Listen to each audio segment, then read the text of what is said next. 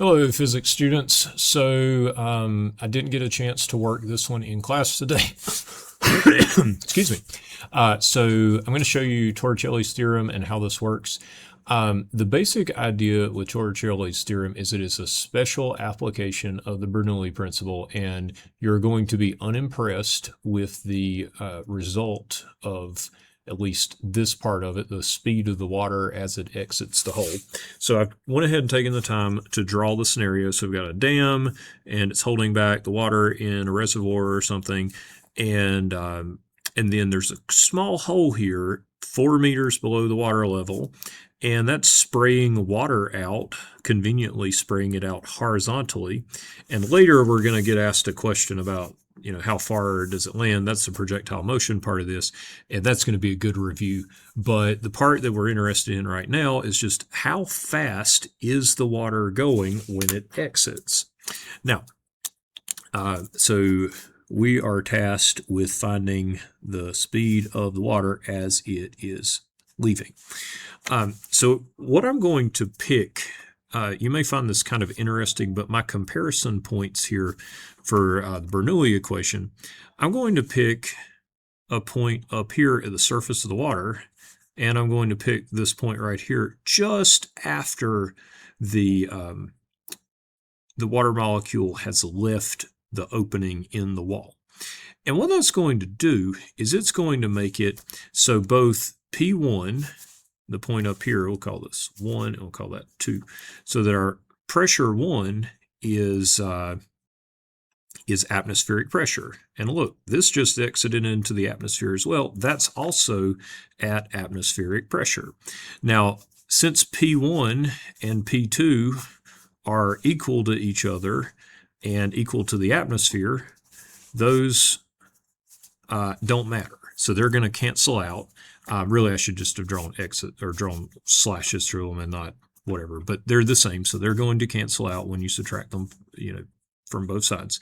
Now, this up here at the top, this water molecule at the top is basically not moving. I mean, I guess if you waited 1,000 years, it would eventually get down here to where that one's at. But we're just going to say this one at the top has so little kinetic energy that that's basically zero.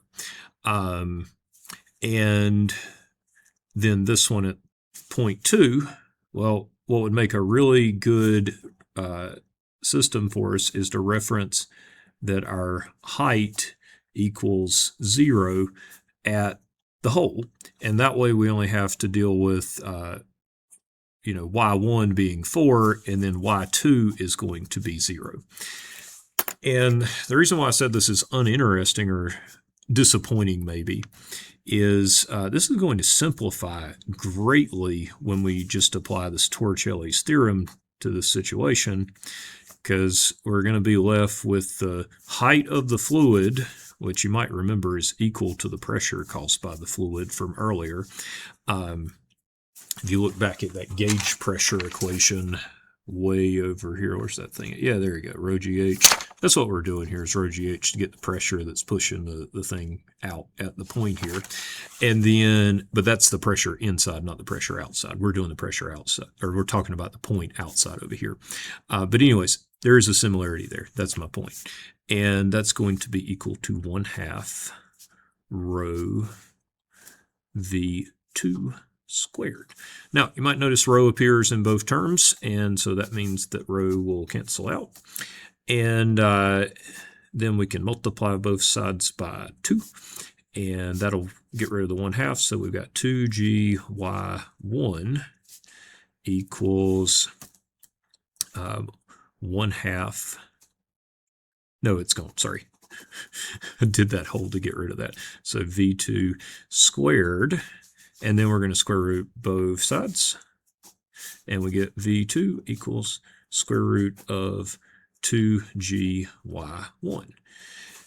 Now, you might remember seeing square root of 2gh previously, and that's because way back in the day, we said that if you had something that was at a height, this is back in the energy unit, that conservation of energy would say gravitational potential energy would be equal to kinetic energy when that thing falls from that height. And watch what happens here.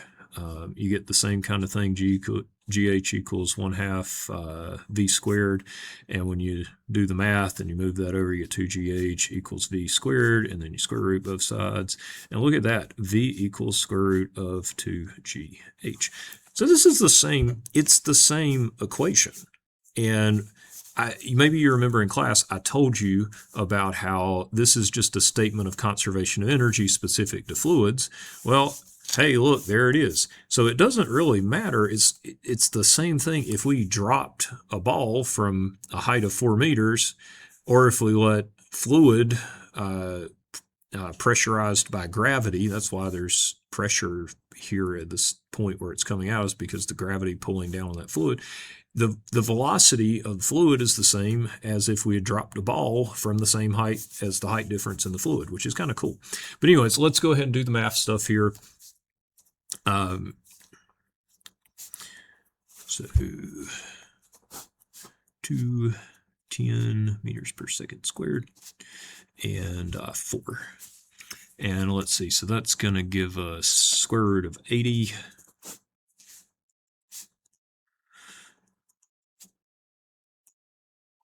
And unfortunately, that's not something I can do in my head, so I'll be 9 meters per second. Yes. All right, cool. So that is the answer for what speed does the liquid exit the dam, the hole in the dam there. Now, the next question tells us that the height is 2 meters above the ground. So let's draw just the lower section of the dam here, and the ground, and the water's coming out, and the height here is 2 meters. Here's my crack in the dam where the water's spraying out. And the question is, what is the range? Okay, so that's going to take us back to projectile motion world. So I'm just going to show you this projectile motion calculation, just, because it seems like it'd be a good idea to review projectile motion if nothing else. Remember, when we do projectile motion, we need to keep our X and our Y direction motions separate from one another. In the X direction, there is constant velocity.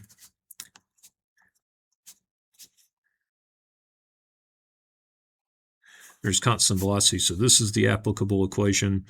And let's see, in the Y direction, you can apply any of the accelerated motion equations. Frequently, the one that we need to use is going to be this one, but sometimes we use this one if we need to not have time in the equation. A lot of times this one is the more convenient option.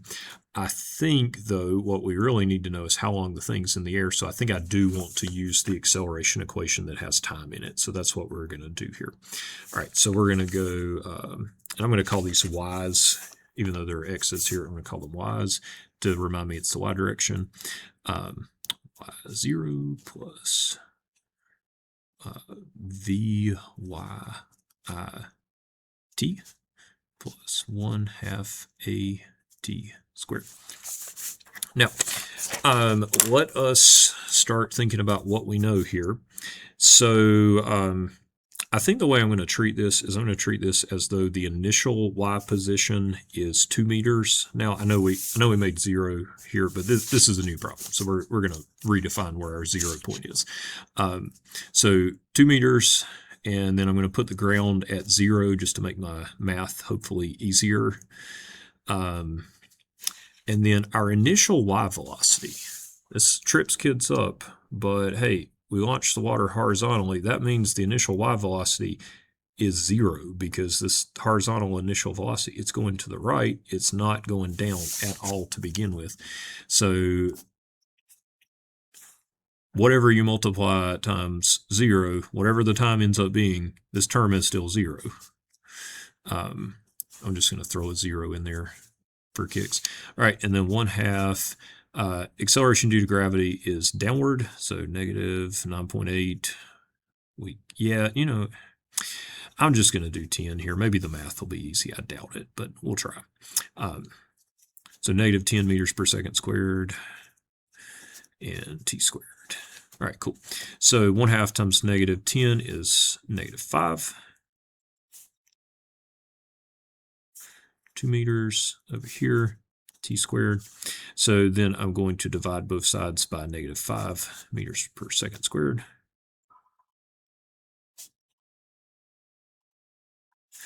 That's going to give me t squared. Oh, maybe it will be. Is that going to be easy? Is 0.4 seconds squared, and I'm going to square root, because the meters cancel out and you just have seconds squared left there. All right, so dinosaur calculator, I think that's just 0.2, but I'm not feeling super mathy right now, so let's make sure that's not it. Yeah, I'm glad I didn't do that.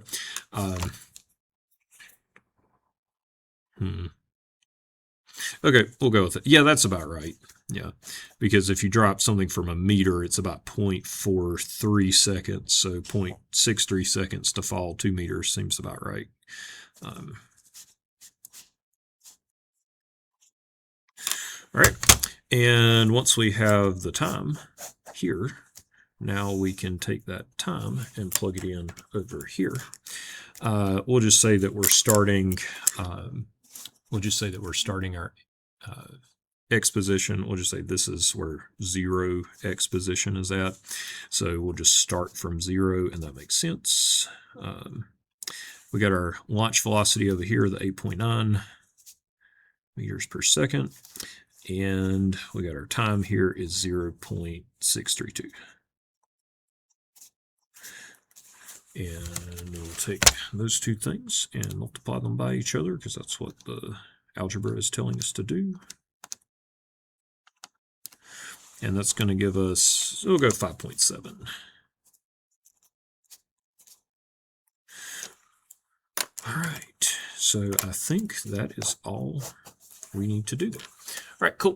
So that's it, and I hope you found that helpful, and thanks for watching.